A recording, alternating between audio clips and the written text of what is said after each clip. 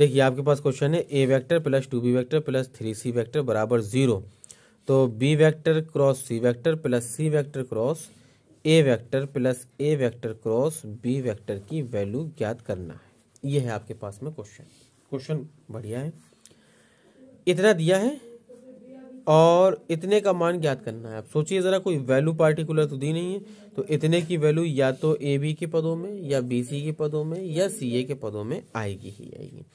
लेकिन इसको अब हम मान कैसे निकालेंगे, तो आप कुछ मत करिए, जो आपके पास में दिया गया था एक बार इसमें ए का क्रॉस मल्टीप्लाई करवाइए, एक बार बी का करवाइए, एक बार सी का करवाइए, तीनों वैल्यू निकल करके आ जाएंगी। तो यहाँ पर हम सबसे पहले स्टेप में ए से सदिश गुणा करा देते हैं पूरे का। A vector plus 2b vector plus 3c vector is equal to A vector cross 0 vector मान लीजिए। तो A vector cross A vector आप जानते हैं 0 होता है।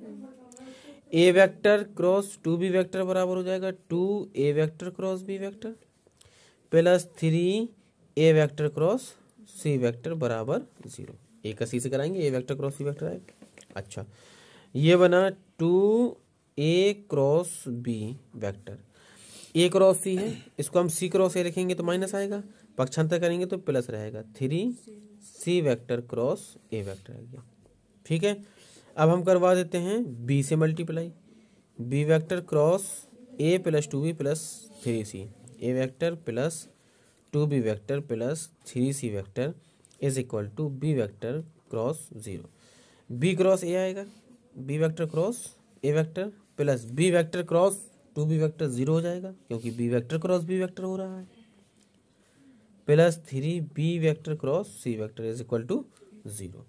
ये ए बी के पदों में आया था, ये सी ए के पदों में आया था, यहाँ पे ध्यान रखिएगा। और ये ए बी के पदों में और बी सी के पदों में आ जाएगा। देखिए ये है 3b vector cross C vector, ये है B vector cross A vector. इसे हम A vector cross B vector लिखेंगे तो माइनस आ जाएगा, उस तरफ ले जाएंगे तो प्लस आ जाएगा। ठीक है, अब किसी को किसी में भी बनाना हो तो बदल लीजिए। जैसे मान लीजिए हम चाहते हैं कि इस पूरे की वैल्यू ए क्रॉस बी के फॉर्म में आए, तो बी क्रॉस सी बराबर क्या है आपके पास में, देखिए जरा, बी क्रॉस सी बराबर है ए क्रॉस बी बाई 3 है। इसमें हम मान रख रहे हैं बी क्रॉस सी, इतने में हम मान रख रहे हैं, तो ये आएगा A vector cross B vector upon 3 plus ये है सी क्रॉस है।